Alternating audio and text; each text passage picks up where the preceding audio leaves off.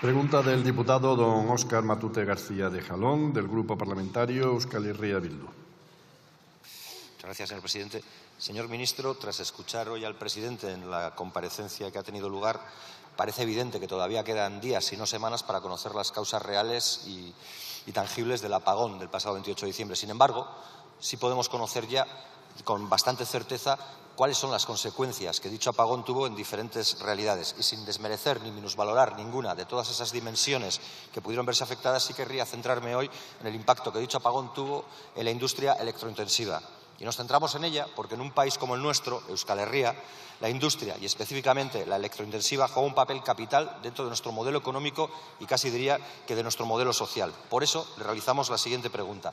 ¿Qué medidas tomarán para paliar la afección del apagón sobre el sector industrial, dada su importancia en el tejido productivo vasco? Gracias. Señor ministro.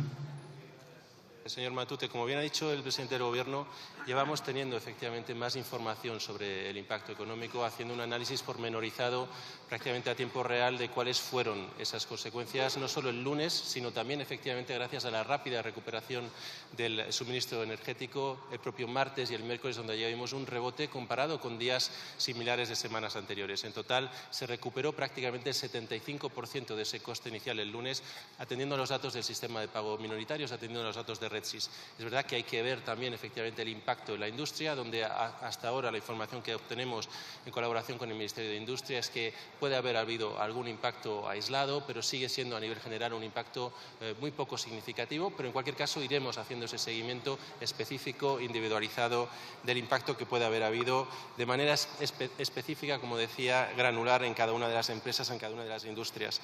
Los retos, sin embargo, sí que me gustaría añadir de la industria, y en particular en el País Vasco, van más allá del efecto de este corte de suministro. Son retos que tienen que ver, por ejemplo, lo hemos hablado hoy mismo, con el impacto de los aranceles. Son retos que tienen que ver también de manera más estructural con el futuro de estos grandes sectores industriales. Y ahí también estamos poniendo medidas importantes sobre la mesa, de cara, por supuesto, a la protección con respecto al conflicto arancelario y de cara también a esas mejoras de competitividad necesarias a los sectores. El Gobierno va a estar apoyando a la industria, sin ninguna duda.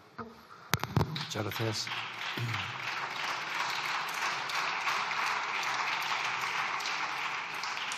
Señor Matute. Sí, muchas gracias.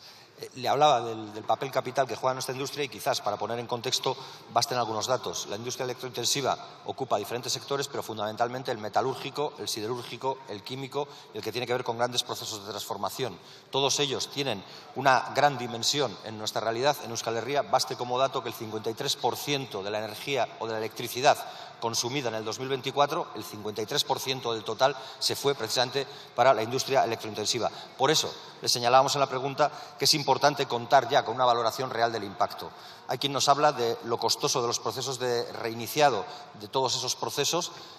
Nos gustaría, por tanto, una precisión para saber que esas ayudas, si las necesitan, las van a percibir. Y también nos gustaría que esto se pudiera hacer con una cierta agilidad, con una cierta celeridad. Agilidad y celeridad para no dañar el ya de por sí frágil tejido industrial que tenemos en nuestra realidad, en la zona industrial vasca. Lo vimos y lo sufrimos con Mecaner, con Bridgestone, con BSH, con Zamacona, con Glavista, con Guardian. No nos gustaría que también esto, sin ser el detonante, fuera un colaborador o un coadyuvante de una situación que cada vez se antoja más difícil en su continuidad. Y finalmente nos gustaría que también se señalara qué posibilidades existen, qué iniciativas va a tomar este Gobierno para recuperar las ayudas al sector electrointensivo que cayeron cuando un Real Decreto en el que venían incluidas, junto con otras cuestiones, fue tirado abajo por determinadas fuerzas políticas de este Congreso y que, sin embargo, hoy, a día de hoy, habrían sido de gran utilidad, como seguramente lo serán también a futuro. Por eso nos interesa que se tomen iniciativas claras y decididas en este sentido. Muchas gracias. El micrófono, si se lo puede acercar, que hay diputados que no le escuchan bien. Cuando quiera, ministro. Tengo que bajarme un poco o hablar un poco más alto.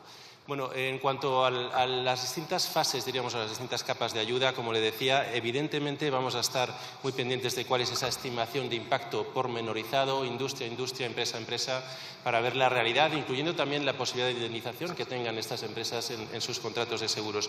Pero más allá de eso, hay un elemento específico de ayuda a las industrias, en este caso como consecuencia del conflicto arancelario.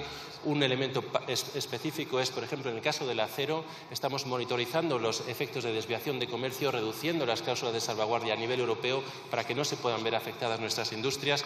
Y luego, a nivel estructural de competitividad, no solo ese plan de recuperación, donde tenemos más de 3.500 millones en los PERTEs industriales, sino además medidas de competitividad, de reducción de costes. Como bien nombraba usted, como bien citaba, teníamos ese Real Decreto Ley que llevábamos con medidas de reducción de costes para electrointensivas, que desafortunadamente no pudo salir en diciembre, pero que señala un compromiso claro por parte de este Gobierno, pero necesitamos también de más actores y seguiremos en ese camino. Muchas gracias. Muchas gracias.